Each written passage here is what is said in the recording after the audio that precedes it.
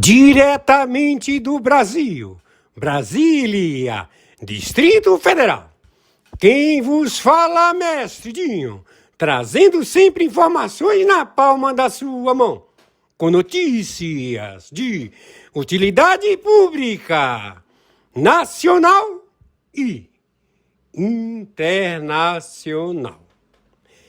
O mestre Dinho, eu quero aqui, antes de iniciar esta live, eu quero falar sobre o Pix do juiz Oscar Aníbal Chapan.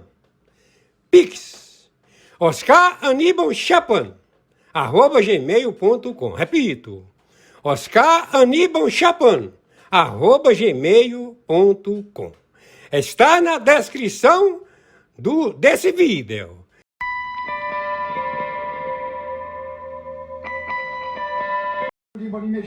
1º de outubro de 2024, hora 16h31. Escuta esse filho da puta. Israel ignorou. Com Netanyahu, minutos depois dele discursar na ONU, Israel matou o Nasrallah num mega bombardeio em Darya, em Beirute, no subúrbio de Beirute, numa prática, a cidade de Beirute, que matou mais centenas de pessoas. Então, Israel escalou naquele momento e exatamente agora está entrando ali, fazendo incursões no sul do Líbano. Então, escalou com o Hezbollah. O Hezbollah é um braço iraniano, é uma milícia xiita libanesa, mas totalmente aliada do Irã. Diferente do Hamas. O Hamas surgiu por causa da Irmandade muçulmana, dentro do contexto de ocupação dos territórios palestinos. Tem uma aliança com o Irã, mas a maior parte do dinheiro do Hamas veio via Qatar com conivência do Netanyahu. Então é diferente. Já o Hezbollah, não. Então escalou e matou o maior aliado do Irã. O Irã decidiu fazer esse ataque contra Israel, no que o Irã diz ser uma resposta à ação israelense. Agora a bola está com Israel, Israel vai responder, mas o fato é que os inimigos americanos não levam mais os americanos em consideração, o caso do Irã, né, não tem medo tanto dos Estados Unidos, mas acima de tudo, o principal aliado americano na região, Israel, ignora as demandas americanas há muito tempo. Os Estados Unidos fez o texto da resolução na ONU pedindo cessar-fogo em Gaza no começo de junho. O Netanyahu ignorou completamente a resolução da ONU apresentada pelos Estados Unidos. Ele se encontra com Anthony Blinken, o Blinken sai todo animadão, né, o secretário de Estado americano, falando, olha, o Netanyahu aceitou o cessar-fogo. O Netanyahu, na hora, disse que não aceitou, continua ali fazendo as ações militares em Gaza. Esse projeto de quarta-feira, supostamente, o governo israelense teria aceitado. Quer dizer, isso na quarta-feira, na quinta eles mataram Nasrallah. Então, assim, Israel, o Netanyahu leva adiante os interesses do que ele vê serem os interesses de Israel, mas não são os interesses, segundo o governo Biden, publicamente, dos Estados Unidos. Os Estados Unidos agora não quer uma guerra, há muito tempo não quer uma guerra Israel-Irã, porque sabe que os americanos serão sugados. Mas não tem como impedir. O Netanyahu não respeita, que é o aliado, e os iranianos não respeitam. E lembrando, só para completar, que nos Estados Unidos, não todo mundo, mas existe uma noção geral de que o Irã é o mal, Israel é o bom. Nesse momento, o mal atacou o bom, na visão assim, bem clichê da coisa. Isso há semanas antes da eleição, que levou o Trump já a dizer que se ele fosse presidente, isso não ocorreria e que a situação era mais estável, o que é um fato quando ele era presidente dos Estados Unidos. Em relação ao Oriente Médio, um fato era mais estável com Trump, muito mais do que com Biden. Sandra, vamos te colocar então na roda para te ouvir exatamente sobre a repercussão aí nos Estados Unidos. O Guga fala em humilhação por parte de Biden, ele fez o Situation Room, que é aquela sala de situação que só é convocada em situações extremas. A Kamala Harris estava junto, a vice-presidente candidata democrata. Como é que fica? Tantas repercussões, né? Primeiro, entender a situação dos Estados Unidos neste momento com o conflito. 2, a repercussão na eleição. A grande questão é saber se é um desrespeito de Israel aos Estados Unidos ou se é um desrespeito especificamente de Benjamin Netanyahu ao presidente Joe Biden. Porque é um presidente enfraquecido, porque é um presidente que mostrou uma extrema fraqueza num debate em junho desse ano, que acabou saindo da corrida presidencial por isso, porque mostrou indícios de que estava com problemas cognitivos, com problema de se expressar, e isso tudo levou à desistência dele no dia 21 de julho. Então, tem o Estado e tem também os governos, os homens, as pessoas que estão à frente desses governos. Não se sabe se uma Kamala Harris, que provavelmente terá uma política parecida com Joe Biden, se for eleita, vai ter mais respeito de Benjamin Netanyahu pelo fato de ser legitimada pelas urnas, né? Qualquer um que chegar à Casa Branca terá sido legitimada por 75, 80 milhões de votos, ou se uma outra visão de alguns especialistas aqui nos Estados Unidos, que é a seguinte, de que Benjamin Netanyahu está exatamente aproveitando esse momento de fraqueza dos Estados Unidos e, além do mais, torcendo para que o ex-presidente Donald Trump seja eleito, novamente chega à Casa Branca, porque ele era alguém com que era muito próximo e um aliado de Benjamin Netanyahu, a ponto de ter dado um passo que nenhum outro presidente americano teve a coragem de dar, que foi transferir a Embaixada dos Estados Unidos para Jerusalém, num sentido de reconhecer Jerusalém como a capital israelense, uma cidade que é reivindicada também pelos palestinos como uma capital de um futuro Estado palestino, claro, setor oriental de Jerusalém, mas não importa, sempre todos os outros presidentes que estiveram na Casa Branca até 2018 evitaram dar esse passo. Então, se isso não é um enorme sinal de apoio incondicional a Israel, digamos, uma camada a mais no apoio incondicional que os Estados Unidos já têm em relação a Israel. Então, hoje, com certeza, isso vai ser assunto do debate entre os vice-candidatos à vice-presidência, né?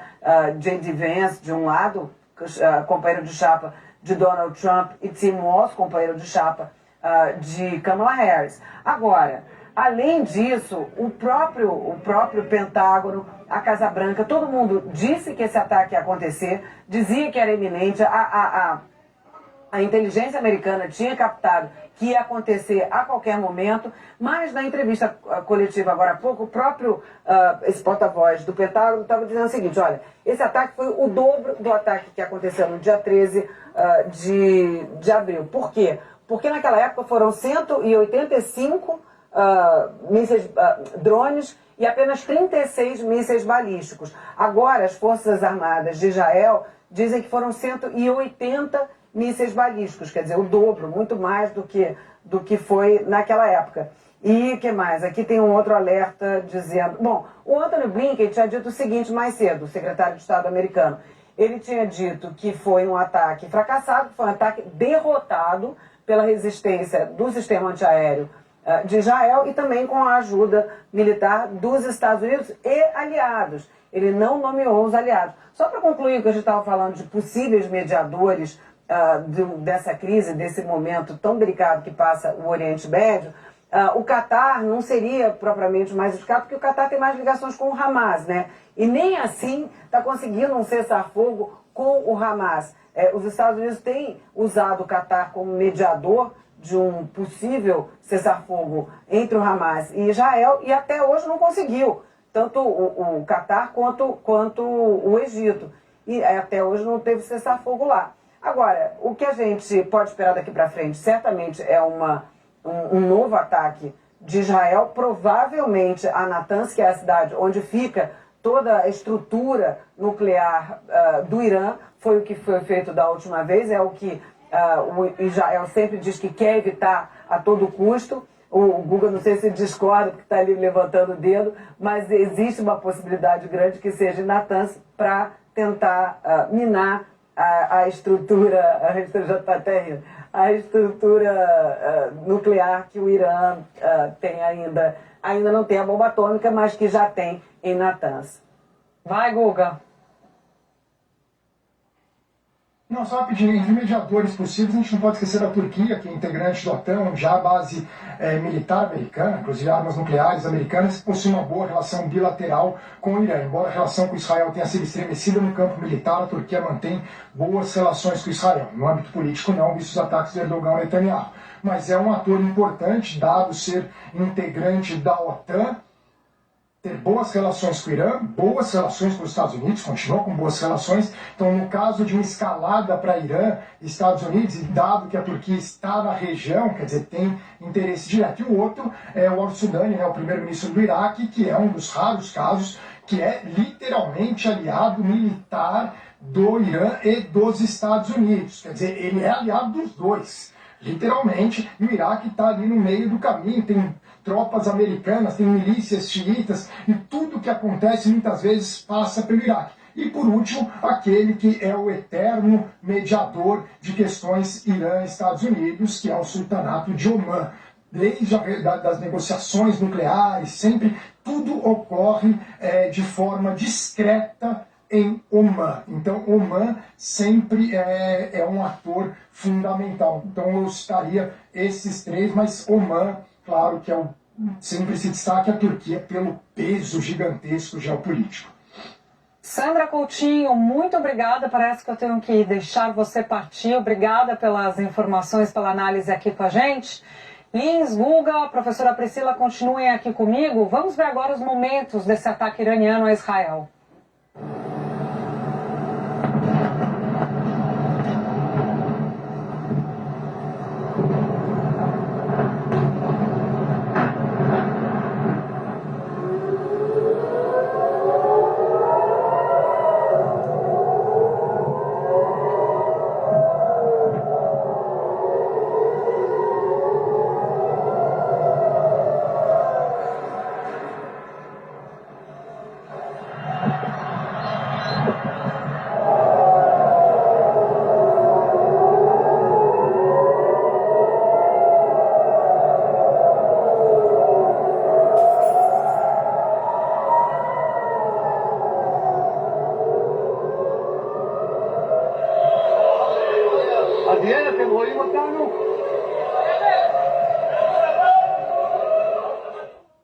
Nossa, as imagens do céu, né, cheio das explosões daquele Iron Dome. Na verdade, a gente vai falar daqui a pouquinho sobre ele. São 3 camadas de proteção. Uma delas é o Iron Dome, uma é contra foguete, outra contra míssil. O G1 tem uma matéria bastante interessante que explica isso. A gente vai explicar para vocês aqui no Mais também. Professora, queria te ouvir um pouco sobre o assunto anterior ainda. Guga, Lins e a Sandra falavam sobre a repercussão nos Estados Unidos. E a Sandra colocou um ponto que eu achei importante, que ela fala o seguinte: não sei se Netanyahu humilhou os Estados Unidos ou Biden, que é considerado o que os americanos chamam de lame duck, né, que é o pato manco, que é alguém que já está no final de mandato e, portanto, está sem poder. Queria te ouvir a respeito. Bom, Júlia, eu vejo a situação dos Estados Unidos exatamente como o país, mas, obviamente, existe aí, né, uma interlocução muito dificultosa em relação ao Netanyahu e o Joe Biden, porque efetivamente acontece um desgaste na relação a partir do momento que o Joe Biden fala efetivamente que não se deve ter uma escalada do conflito, deve-se ter um cessar-fogo, inclusive aprovado em unanimidade a exceção da Rússia pelo Conselho de Segurança, e Israel vai lá e tem uma escalada do conflito. Só que eu acho importante a gente destacar também que, ainda que a situação do Oriente Médio estivesse mais calma quando da era Trump, a gente tem que lembrar que no começo de 2020, um pouquinho antes de começar de eclodir a pandemia, houve uma escalada, né, de consequências diplomáticas entre o relacionamento do Trump e o Irã.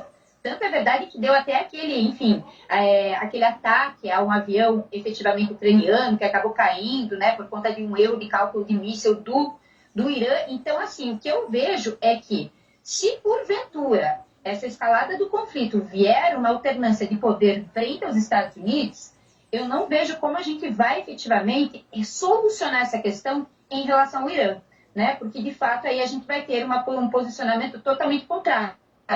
E mais do que isso, uma escalada de conflito regional pode gerar também uma escalada de conflito global, porque a Rússia já se posicionou favoravelmente às ações do Irã, e a China, né, com certeza, por mais que tenha uma diplomacia mais abrandada nessa questão, vai com certeza se posicionar, ainda que não diretamente, favoravelmente à questão daqueles que lhe interessam, como é o caso do Irã. E só para finalizar, eu acho que é super importante também destacar a questão que a gente precisa saber como é que vai ficar a escalada desse conflito, primeiro, por conta do preço do petróleo, e segundo, porque a gente tem que pensar também do Estreito de Hormuz. Como é que vai ficar? A gente tem que lembrar que lá em 2020, o Irã ameaçou fechar o Estreito de Hormuz quando deu essa instabilidade na região. E o Estreito de Hormuz é extremamente importante porque a maioria do petróleo que vem da região passa por essa região, por esse estreito. Então, a gente precisa analisar essas contextualizações também de consequências. Lins, a gente estava vendo as imagens do ataque dos mísseis que foram lançados em direção a Israel, e o Lins me explicava que as imagens que a gente via, a gente vai tentar reproduzir de novo aqui para vocês, mostravam o céu de Tel Aviv, a diferença entre os ataques quando são para Tel Aviv e a possibilidade de ataques para Jerusalém, que por ser uma cidade sagrada, em tese, seria poupada. Olha só, Lins, conta pra gente. Isso, essas imagens que a gente está vendo aí de mísseis interceptados e muitos prédios grandes, prédios altos, mais modernos, né, de uma metrópole vibrante, são as imagens de Tel Aviv. Quando aparecem imagens de Jerusalém, a gente vê prédios mais baixinhos e vê aquele domo, o Domo da Rocha, né, que fica ao lado ali da mesquita de Al-Aqsa, um lugar muito importante também para os muçulmanos. Lembrando que Jerusalém é o local sagrado das 3 maiores religiões monoteístas do mundo, né, para o judaísmo, para o cristianismo e para o islamismo. Daí me parecer algo meio complexo a gente imaginar que o Irã terá lançado mísseis que porventura possam cair em algum lugar sagrado para o Islã em Jerusalém. Eu não digo a região próxima a Jerusalém, os arredores, tudo bem. Agora, Jerusalém em si, acho mais difícil. De toda forma, eu acho que é um dia muito triste e muito complicado para o mundo, as relações internacionais e o redesenho da política. Não voltaremos mais para a situação que nós tínhamos antes de hoje. Eu acho que agora isso é definitivo. A gente está num outro momento, que vai precisar ser avaliado com muito cuidado pelos principais envolvidos, pelos protagonistas, né? Como eu dizia um pouco antes, Israel até agora vinha dando as cartas do jeito que queria, do jeito que preferia, eventualmente reagindo a ataques também contra o seu território. Estamos para completar 1 ano dos ataques terroristas que partiram de Gaza contra o território israelense, 1.200 mortos, o maior número de mortos israelenses desde o Holocausto, de judeus mortos no mesmo dia, né? Ataques terríveis, mas que engendraram ali, que propiciaram uma reação militar que já causou mais de 41 mil mortes entre os palestinos, a destruição quase que total da infraestrutura civil de Gaza e aquela solidariedade empática que havia no início, quase que unânime no mundo todo para com Israel. Ao longo do tempo, ela foi se transformando também na solidariedade para com os palestinos, que sofrem muitíssimo também na faixa de Gaza. Tem ainda a questão dos reféns por ser resolvida e, claro, enquanto isso já acontecia, havia situação muito frágil na fronteira entre Israel e o Líbano, com ataques esporádicos do Hezbollah contra o território israelense, respostas de Israel ou ataques esporádicos de Israel para o território libanês. Agora temos um outro momento, temos uma invasão por tropas israelenses do território libanês, o Líbano, um país soberano, tendo seu território invadido também, diante da comunidade internacional atônita até certo ponto, as Nações Unidas com pouca margem de manobra também e pouco respeito dos principais atores, mas me parece que estamos começando a escrever um novo capítulo na geopolítica mundial, na estratégia militar também, que vai ter novos atores. Falou-se de vários aí, o Guga estava lembrando quem poderia mediar, quem não poderia. Eu continuo muito curioso para saber se a China vai ter alguma ação mais proativa em algum momento ou se vai manter essa diplomacia abrandada, como falou a professora também. É isso que a gente vai precisar acompanhar. E sim, Joe Biden enfraquecidíssimo à frente do governo da maior potência militar e econômica do mundo, com todos os outros atores se mexendo a seu bel prazer, sem dar satisfação ao outrora todo-poderoso xerife do mundo, os Estados Unidos. Guga, vamos lá, quero te ouvir também sobre isso que o Lins falava, a repercussão especificamente, você dava todo o contexto do Oriente Médio, mas a repercussão nos Estados Unidos e no debate, aliás, convite já feito ontem, faço o convite novamente, debate hoje entre os vice-presidentes, candidatos a vice-presidentes americanos, o Lins acabou de falar, J.D. Vance e Tim Walz, CBS, vai ter a transmissão aqui na Globo News. O que esperar a posição desses dois? Como é que eles vão explorar esse caso no debate, Guga? Olha, Ju, interessante essa pergunta, porque há uma diferença na forma como se vê o conflito Israel Hamas, ou o conflito na faixa de Gaza, ou a questão Israel-Palestina mais abrangente do que a questão Israel-Iraniana. Na questão Israel-Palestina, há uma série de nuances, uma boa parcela da população americana acha que Israel, não em relação a Hamas, mas critica Israel pelos mais de 40 mil mortos na faixa de Gaza. O governo Biden abertamente impõe sanções a colonos israelenses na Cisjordânia. A ocupação da Cisjordânia é vista como algo ilegal, com 3 milhões de palestinos vivendo sem cidadania e sem Estado. Mas isso é o conflito Israel-Palestina. Como hoje é o dia, embora a guerra de Gaza, hoje morreu mais pessoas em Gaza do que em Israel e no Irã. A gente tem que ter isso em mente. Os lugares que estão mais morrendo pessoas nesses conflitos é Gaza e Líbano. Mas hoje o ataque do Irã a Israel, claro, que vai dominar. E o Irã, como eu falei anteriormente, o Irã é visto como o mal, Israel como o bom.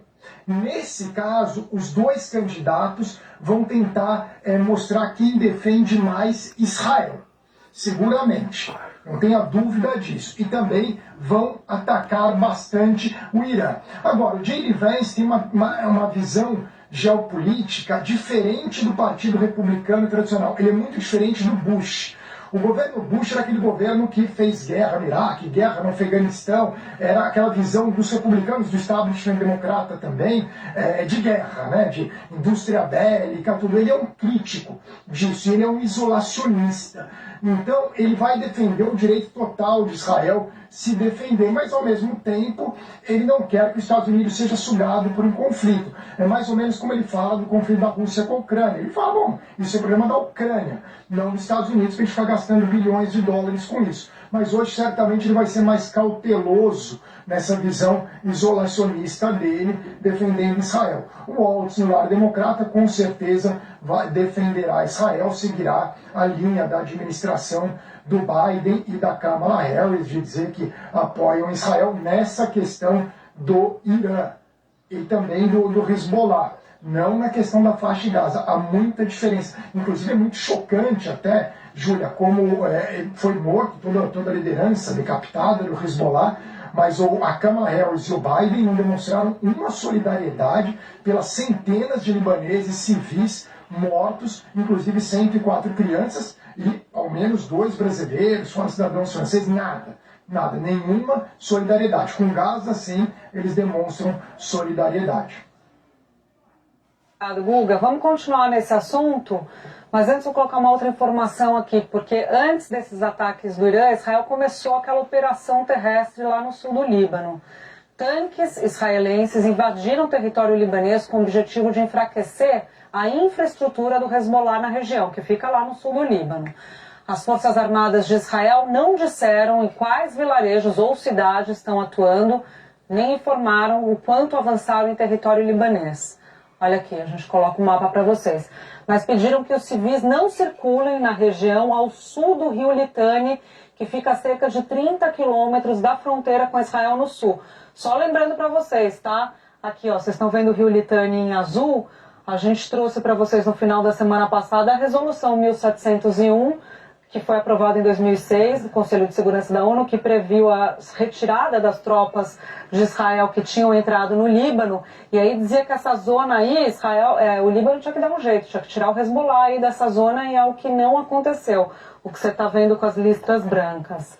Bom, Israel também ordenou a retirada de moradores em ao menos 25 vilarejos aí nessa região, no sul do Líbano. Enquanto avança por terra, Israel também bombardeou, na verdade, alvos, afirmou que bombardeou, né, gente, porque isso é a guerra. Alvos do Hezbollah na capital Beirute. Tem também imagens da capital bombardeada. Autoridades libanesas dizem que um ataque aéreo atingiu um campo de refugiados palestinos em Sidon, que fica no sul do país. Bom, já o Hezbollah confirmou que lançou mísseis no centro e no norte de Israel. Um desses ataques mirava a sede do Mossad, a agência de inteligência israelense que fica em Tel Aviv, centro financeiro do país. Vocês viram as imagens do ataque do Irã, não o do Hezbollah, mas o Hezbollah diz que também atacou isso antes. Ataques também foram registrados em Avivim e Metula, que ficam no norte. Bom, vamos falar dos brasileiros que estão na região, né? O primeiro avião da FAB que vai repatriar esses brasileiros que estão no Líbano e que querem deixar o país, decola aqui do Rio de Janeiro amanhã. Ele segue para Portugal e espera autorização para voar até o Líbano.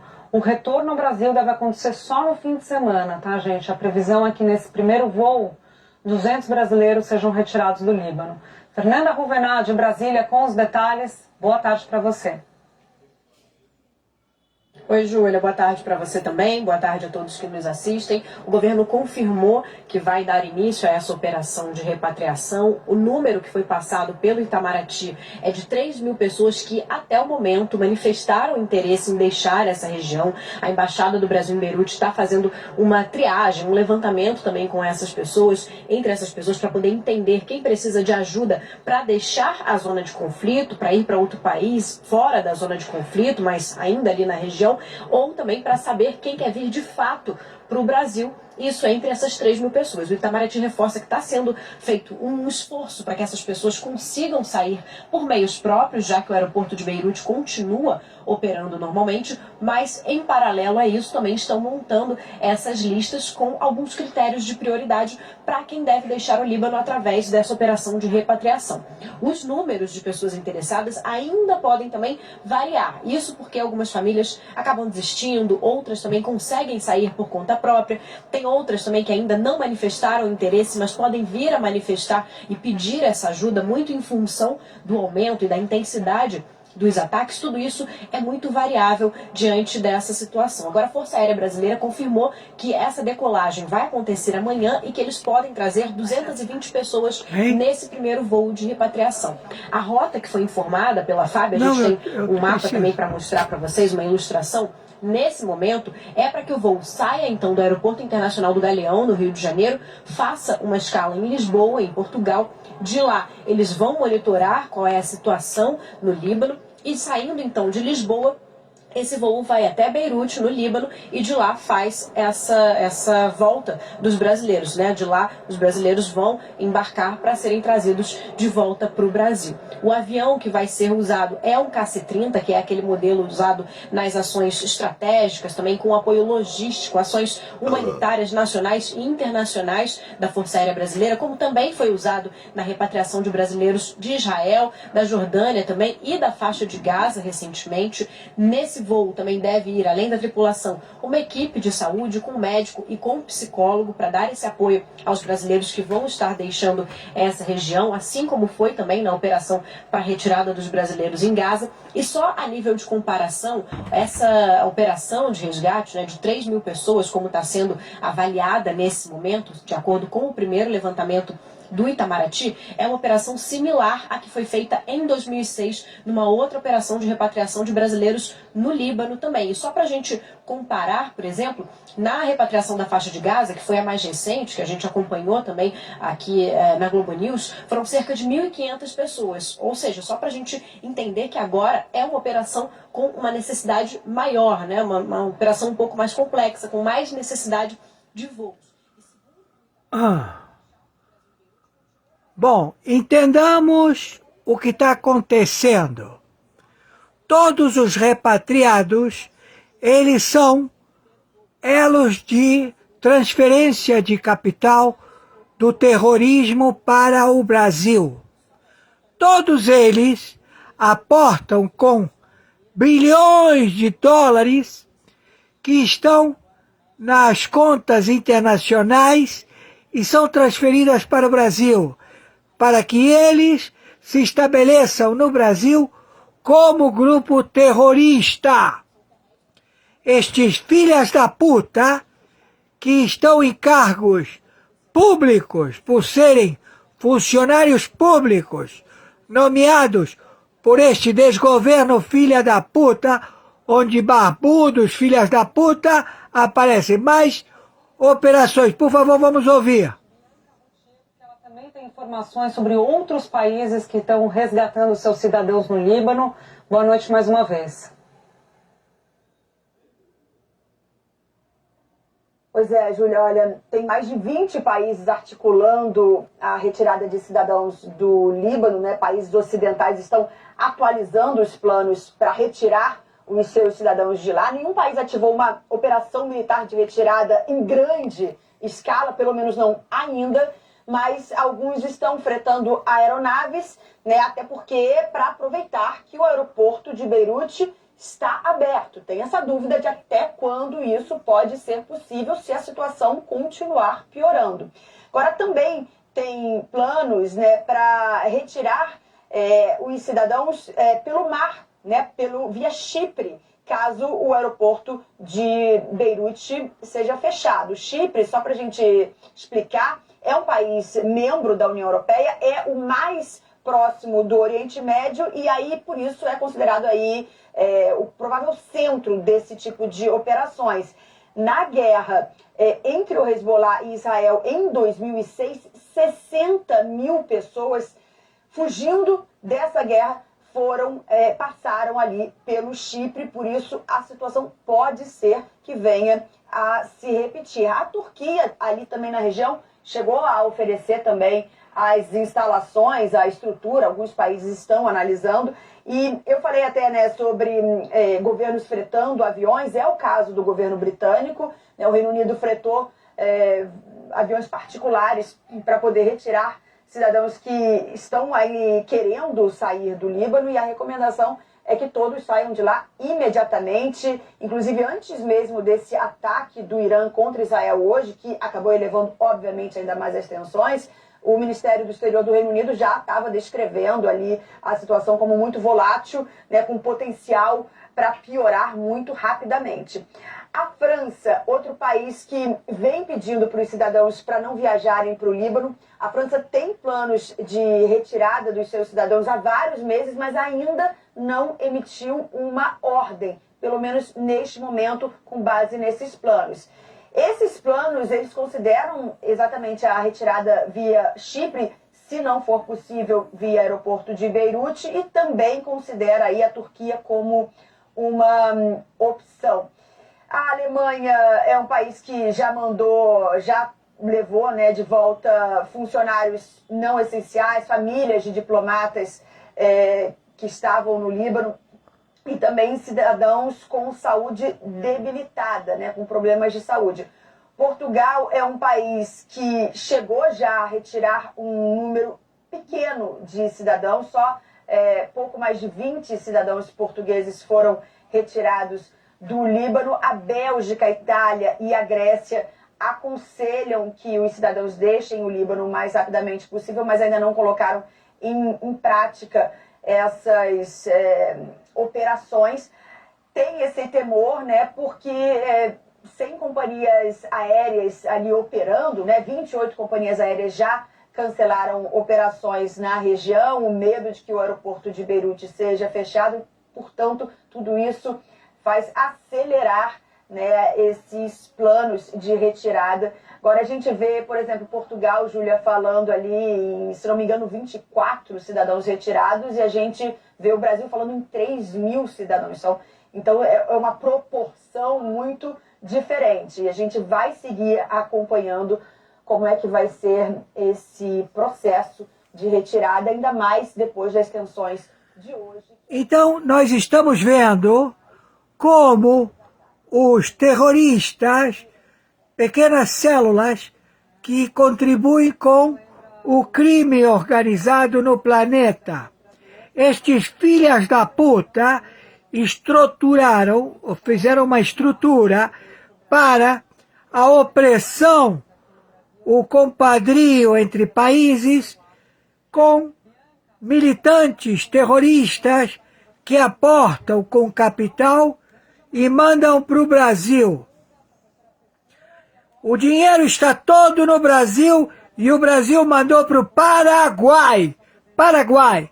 Esse defunto que se faz chamar Luiz Inácio Lula da Silva, ele é réu. Entenderam? Então vamos diretamente à captura destes filhas da puta. Estamos evocando o Mossad, a CIA, o FBI, para abater no território da República Federativa do Brasil estes filhas da puta que estão no governo. Entenderam? É uma ordem dada, que não cabe recurso. Vamos ouvir mais.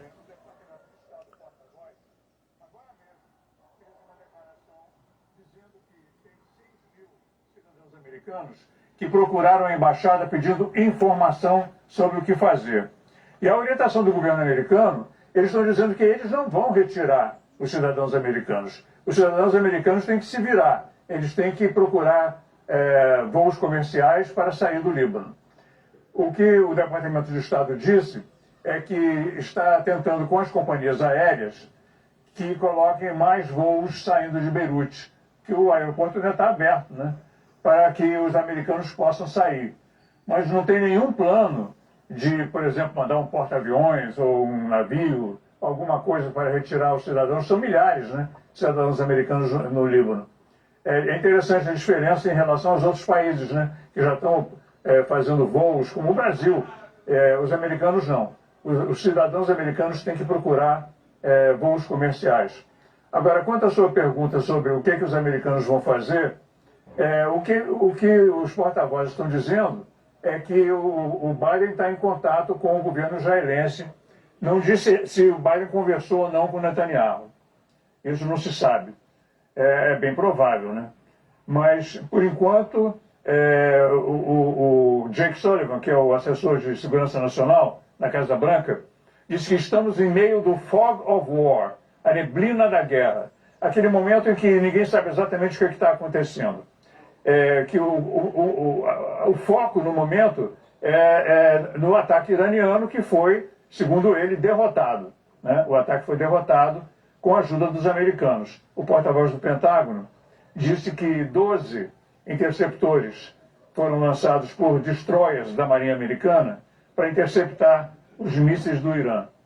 É pouco, né, comparado com o número de mísseis, que foi mais de 180. Segundo esse porta-voz do Pentágono, esse ataque de hoje foi maior, foi o dobro do ataque de abril.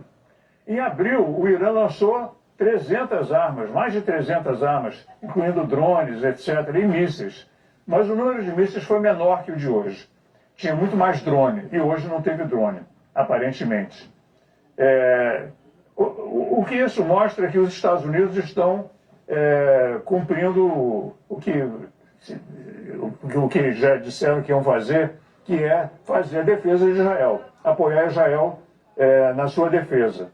Agora, o que Israel vai fazer em retaliação? Os Estados Unidos disseram que vai haver consequências severas para o Irã, consequências severas desse ataque. Mas não diz que consequências serão. Será um ataque americano ou serão sanções econômicas? Isso não está definido, né? Estamos no meio do fog of war, da neblina da guerra.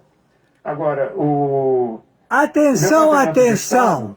Disse que o Serviço Secreto Americano estabelece o abate aos agentes secretos do Irã, da Turquia, do Hezbollah, do Irã, que se encontram nos Estados Unidos, agora estão sendo presos, levados à detenção imediata. Então, vocês aí, seus filhas da puta, falem a verdade, filha da puta! Mas ainda não é. Os americanos continuam dizendo que ainda não é o conflito regional em grande escala que eles querem evitar. Eles continuam dizendo que vai ter uma solução diplomática. É possível ter uma solução diplomática ainda. Só que ninguém está vendo que solução diplomática é essa, né? Pois é.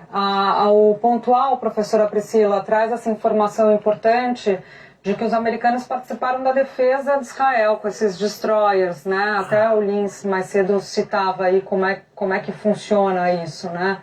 Essa artilharia como chama, Lins? Você deu o nome? Não, seria com baterias antiaéreas a partir dos destroyers para derrubar também mísseis, né? Então, fortalecer a defesa antiaérea. Agora, isso é um ponto, né? Ajudar na defesa do país é um ponto. Outra coisa é ajudar o país a atacar outro. Se a resposta de Israel for de fato, não sabemos, fog of war, mas se for de fato responder retaliação militar ao Irã. Sim, quando a gente observa que, de fato, né, Israel está amparada pelos Estados Unidos, com certeza A ação militar até, o pontual deixa claro, a ação militar vai ser coordenada entre Estados Unidos e Israel. O porta-voz norte-americano já falou que ajudará sem limites a questão do ataque efetivamente ao Irã, a resposta ao Irã.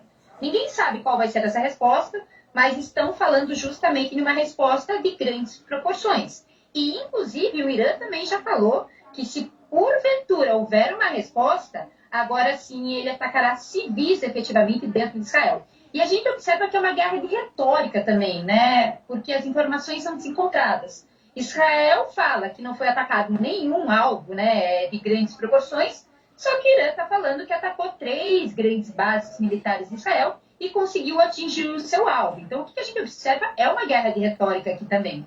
Só que me preocupa muito se os Estados Unidos, de fato, ingressarem diretamente nessa guerra, porque aí vai ser o fim das instituições multilaterais, como a gente conhece hoje. O mundo já está se alterando, com certeza, principalmente com a falta de empenho e a falta de eficácia dos Estados. Bom, então nós temos aqui a constatação da célula terrorista estabelecida nos Estados Unidos da América através do Biden, filho de uma puta. E esse sapatão, que é um homem, que dizem que ele é alcoólatra o caralho. É um sapatão filha da puta. E que todos já têm no planeta que foram descobertos. Então, os terroristas se encontram em vários países usufruindo das terroristas células que fazem aplicações totalmente autônomas e mandam recursos para a conta dos que estão infiltrados no Brasil, deste desgoverno que se faz chamar Luiz Inácio Lula da Silva e o seu desgoverno. Estamos procedendo imediatamente ao abate, seus filhas da puta, porque estamos em guerra. Não há para vocês nenhuma retórica de vocês dizerem que são vítimas, seus filhas da puta.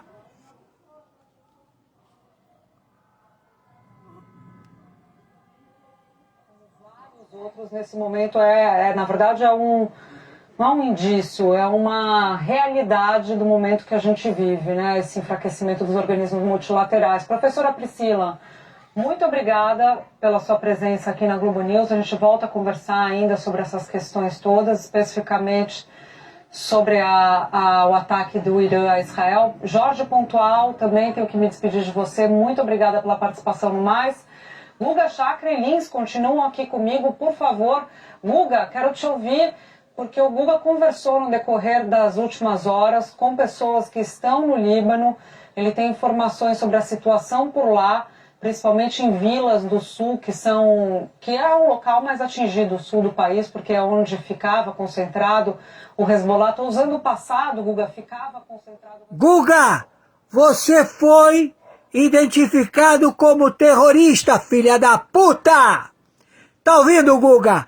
Você foi identificado como terrorista. Ouviu, seu filho da puta?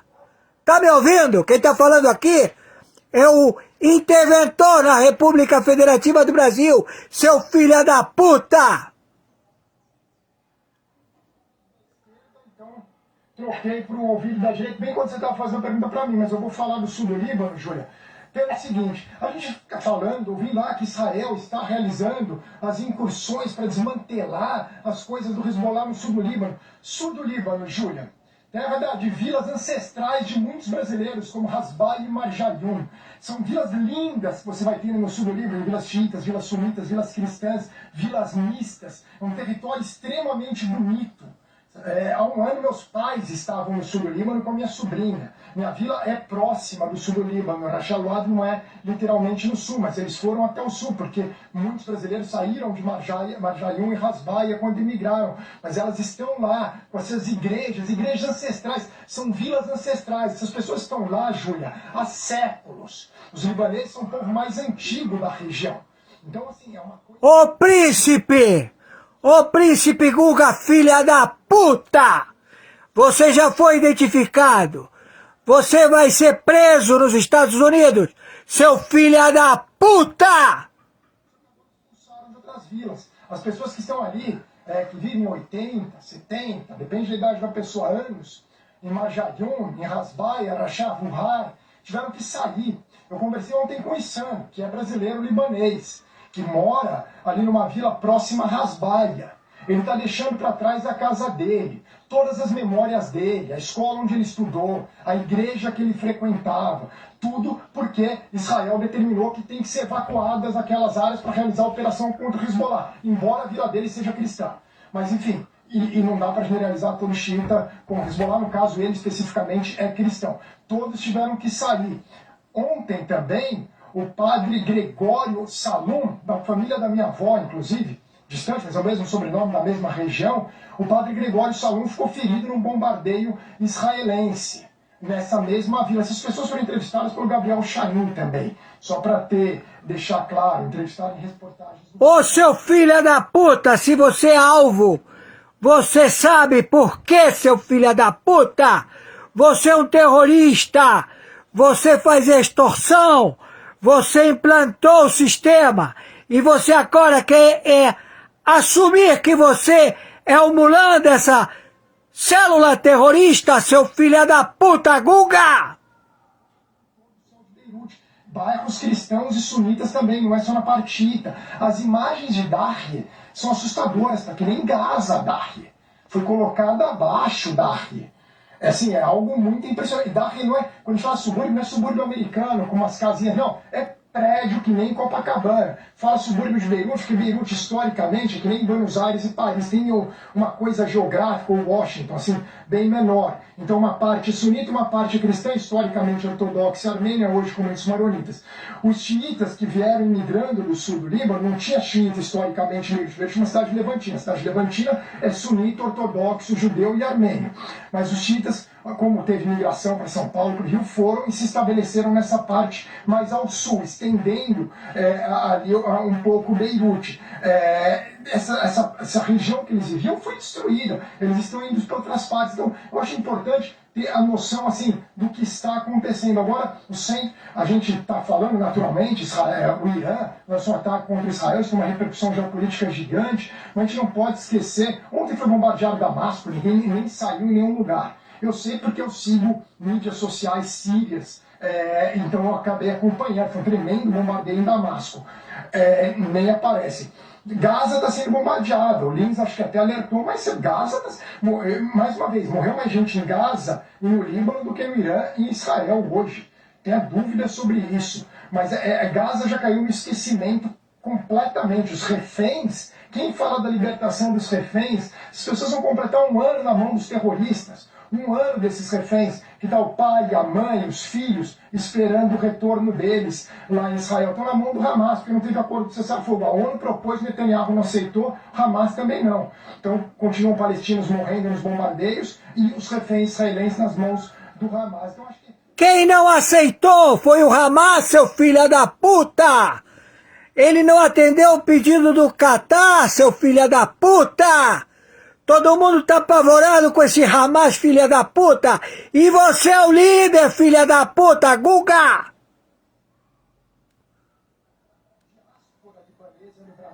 Inclusive tem o Clube Raspail e o Clube Marjadum em São Paulo.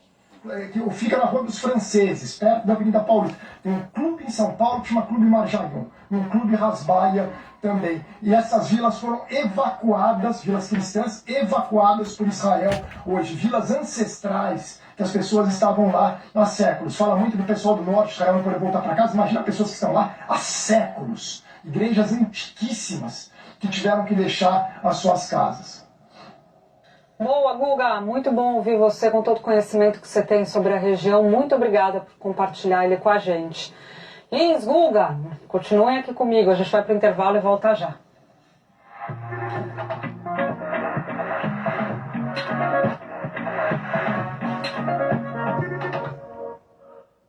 Bom, eles todos estão com o cu na mão.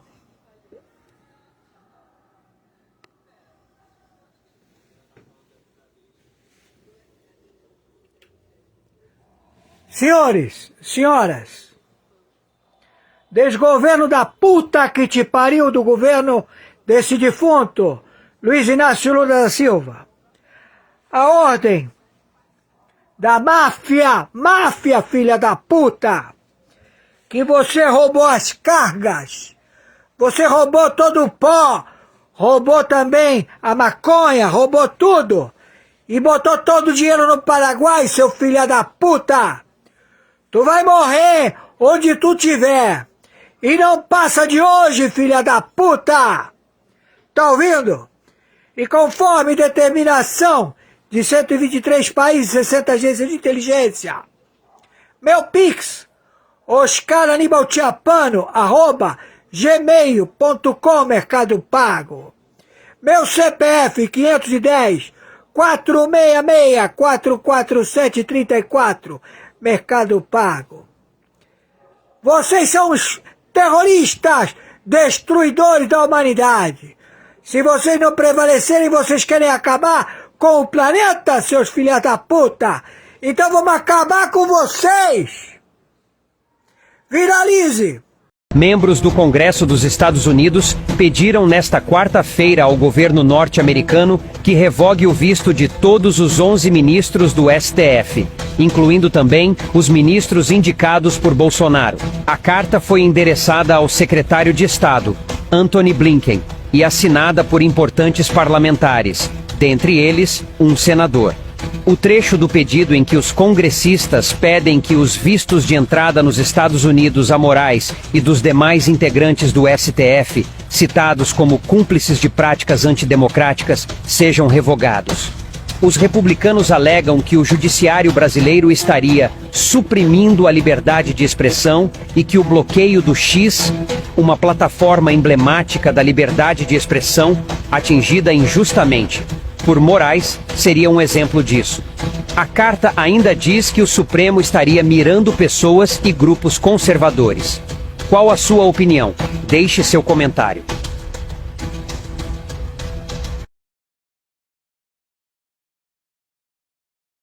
Membros do Congresso dos Estados Unidos pediram nesta quarta-feira ao governo norte-americano que revogue o visto de todos os 11 ministros do STF, incluindo também os ministros indicados por Bolsonaro. A carta foi endereçada ao secretário de Estado, Antony Blinken, e assinada por importantes parlamentares, dentre eles, um senador.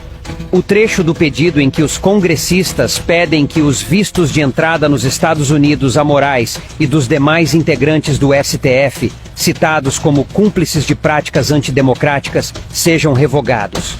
Os republicanos alegam que o judiciário brasileiro estaria suprimindo a liberdade de expressão e que o bloqueio do X, uma plataforma emblemática da liberdade de expressão, atingida injustamente por Moraes, seria um exemplo disso. A carta ainda diz que o Supremo estaria mirando pessoas e grupos conservadores.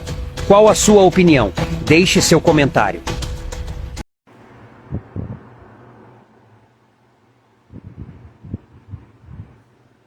Boa noite, boa noite. No momento, 1º de outubro de 2024, hora, terça-feira, né? 19h58. Quem está falando é o senhor Oscar Anibaltiapano. Atenção, atenção. Mandei para todos vocês, meus companheiros youtubers, ou todos que queiram replicar. Todos têm o aval da força de inteligência de 60 agências de inteligência e de 123 países. Atenção, atenção. É determinado, 123 países, 60 agências de inteligência. Aqui, a armada de guerra do Irã, que se encontra no porto de Rio de Janeiro, se retire ou será alvejado, será afundado o navio do Irã no Rio de Janeiro. Estamos dando ordem já imediata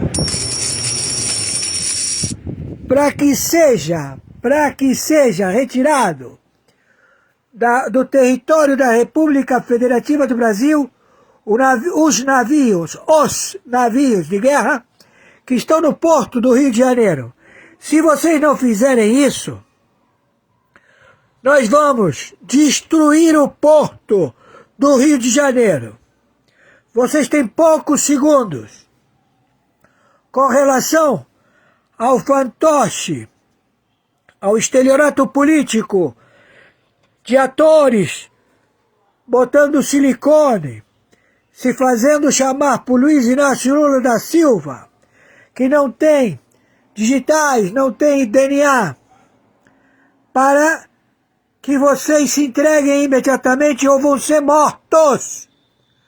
Com relação à viagem do fantoche que está preso nos Estados Unidos da América pelo Serviço de Inteligência, eles alegam que o avião presidencial deu pane e não conseguiu aterrissar. Então, não sabemos ainda o paradeiro dele ou como ele vai sair desta articulação negociada por delação premiada do fantoche e do espia que se faz chamar Janja e que as suas digitais, o seu DNA e de onde ela veio, seja revelado, mas está em segredo de justiça durante 100 anos.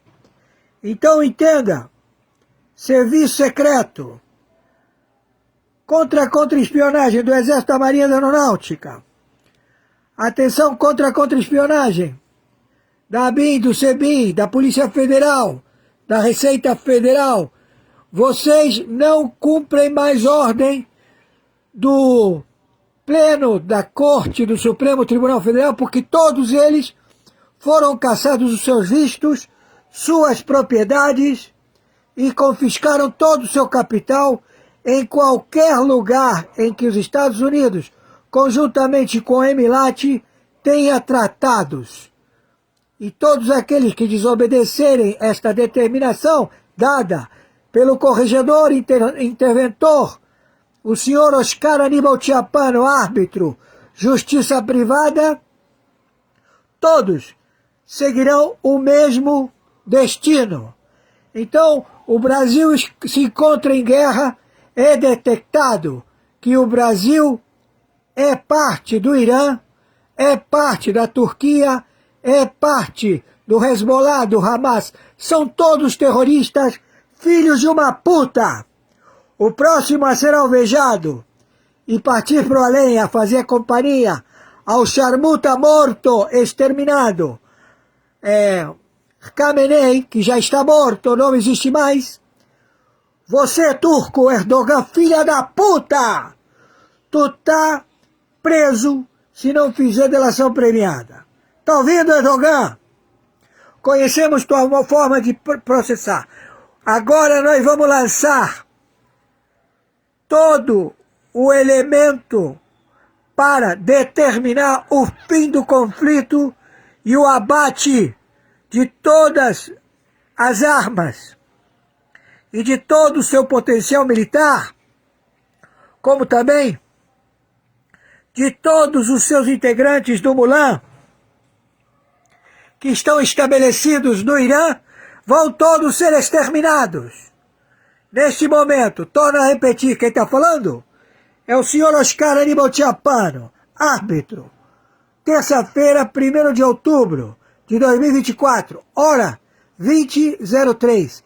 Ele, Lula, não comparece à posse da mexicana, também narcoterrorista, porque o narcotráfico lá do México quer exterminar com os bonecos, os falsários, os atores que ocupam, conjuntamente com 30 franchises de partidos políticos estabelecidos no Brasil, todos suas contas, suas propriedades que tem nos Estados Unidos. Nós estamos pedindo agora também o visto, confiscar o visto de todos os que compõem os 30 partidos políticos nas suas diretrizes de administração e todo o capital encontrado em qualquer lugar do planeta que tenha acordo do Emilat com os Estados Unidos. Tudo confiscado. Também todo o capital das empresas de permuta, de outorga, também da Anatel, desse conglomerado que tenha capital em qualquer lugar do planeta com o Emirat e os Estados Unidos, sejam confiscados todos os seus patrimônios. Estamos já e determinamos, tem poucos segundos, para que a armada do Irã saia imediatamente do porto do Rio de Janeiro, não pode entrar em nenhum porto, ou será alvejado no Rio de Janeiro. Estamos contando os segundos, a partir da pronunciamento desta live. O Brasil não faz parte, o povo brasileiro não faz parte da ORCRIM, Foro de São Paulo, do Grupo de Puebla, não faz parte do senador filho de uma puta, Pacheco, e do Lira, filha da puta. Ninguém vai ter como não atender a esta determinação do cargo, arbitragem internacional, da função interventor da República Federativa do Brasil, seu representante, o árbitro internacional da corregedoria, corregedor-geral, Oscar Aníbal Chiapano. Fui claro? Estão me entendendo, seus filhos da puta? Se não procederem conforme isso, você que ocupa a superintendência de polícias federais, de quartéis da Polícia Militar, também dos cartórios da Polícia Civil, qualquer um filho da puta que queira não proceder conforme determinação que não cabe recurso, será alvejado e abatido. Fui claro? E conforme determinação de 123 países e de 60 agências de inteligência, meu Pix, oscaranibalchiapano@gmail.com, Mercado Pago. Meu CPF também Pix, 510-466-447-34, Mercado Pago. Fiquem com Jesus e não fiquem aflitos, porque eles sabem que estes filhos da puta do Irã, dos turcos, do Hezbollah, do Hamas, se não saírem do Brasil, serão alvejados e abatidos pelo Mossad e por 60 agências de inteligência, pela CIA, pelo FBI. Estamos entendidos? Entenderam? Diretamente do Brasil, quem vos fala, Mestre Dinho, trazendo sempre informações na palma da sua mão. E o meu convite especial, por gentileza, entra na descrição desse vídeo. Urgente! Clicar nos links abaixo. É uma surpresa e você pode ganhar muito dinheiro. Repito! Urgente! Clicar nos links abaixo. É uma surpresa e você pode ganhar muito dinheiro.